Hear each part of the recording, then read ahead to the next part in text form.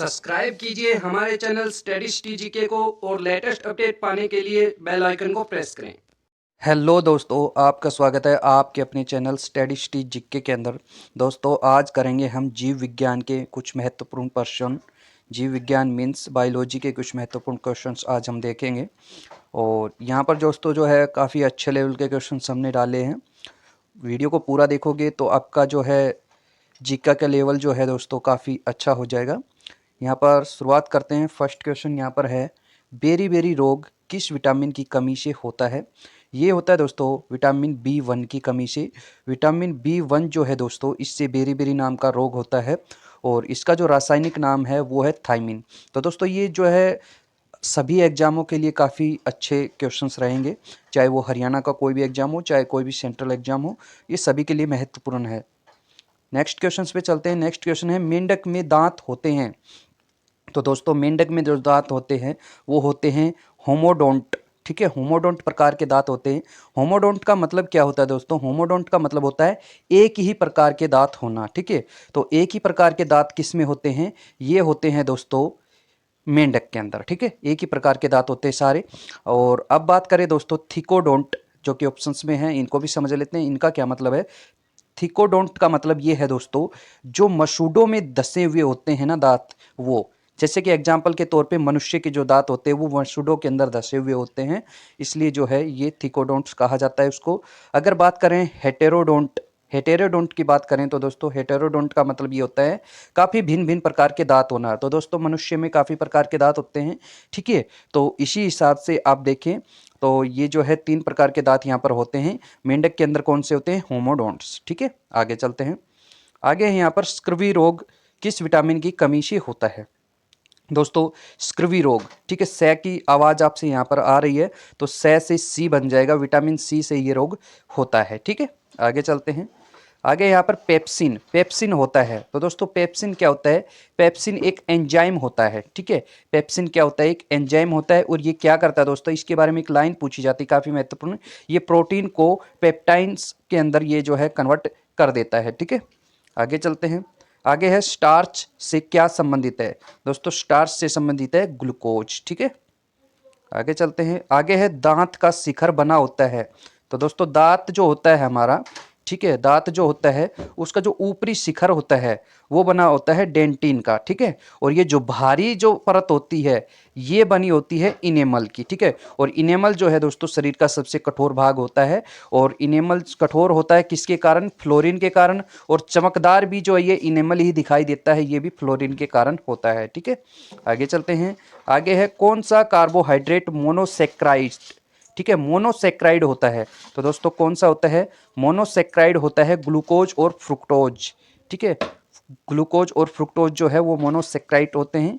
आगे चलते हैं। आगे है जनन क्षमता में कमी होती है। तो दोस्तों किस विटामिन की कमी से जनन क्षमता में कमी होती है?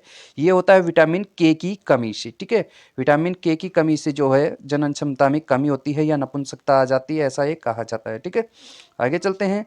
आगे है विटामिन की खोज की थी दोस्तों फंक्स ने या फुंक्स ने। ठीक है, फंक्स भी कहा जाता है इसको, फुंक्स भी कहा जाता है। आगे चलते हैं। आगे है डीएनए होते हैं। दोस्तों डीएनए होते हैं न्यूक्लियोटाइड्स।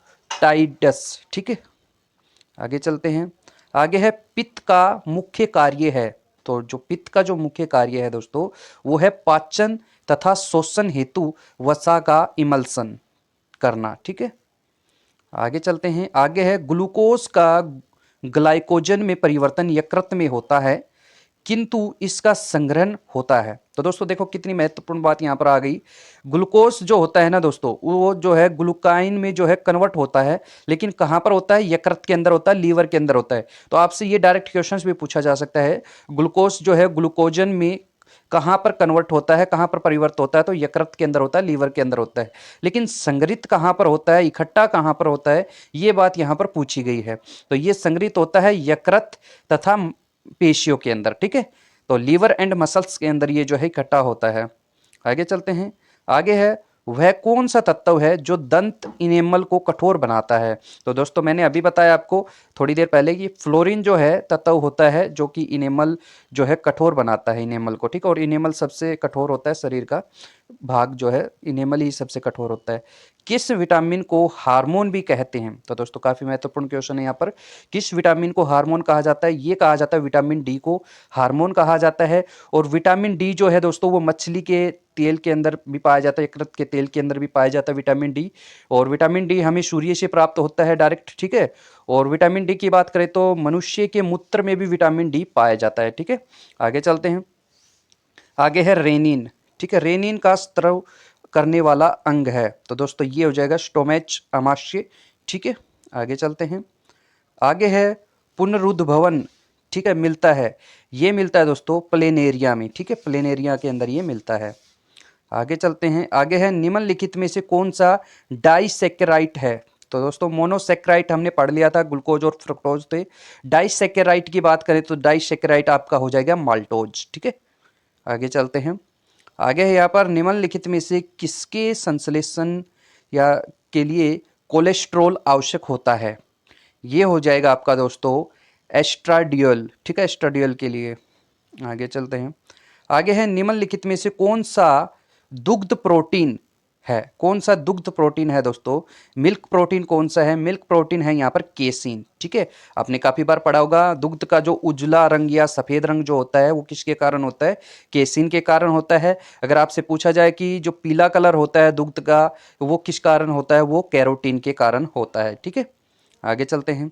आगे यहाँ पर आहार नाल के किस भाग में प्रोटीनस का एमिनो अम्ल में निम्नीकरण होता है? तो दोस्तों प्रोटीन्स का एमिनो अम्ल में निम्नीकरण कहाँ पर होता है? आहार नाल के अंदर।